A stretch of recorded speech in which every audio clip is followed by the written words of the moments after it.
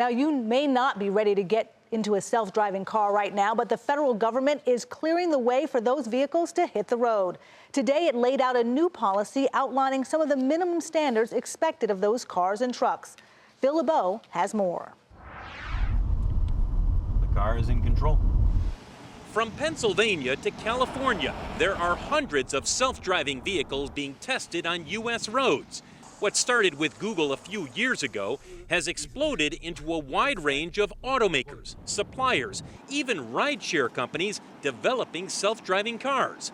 Now the federal government is setting guidelines for what's expected of those vehicles, including a guarantee the models are safe to be out on the road.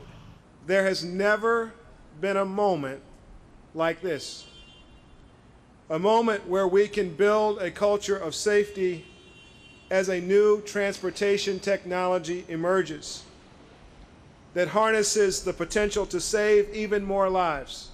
Right now, traffic deaths in the U.S. are rising, in part because distracted driving remains a huge problem.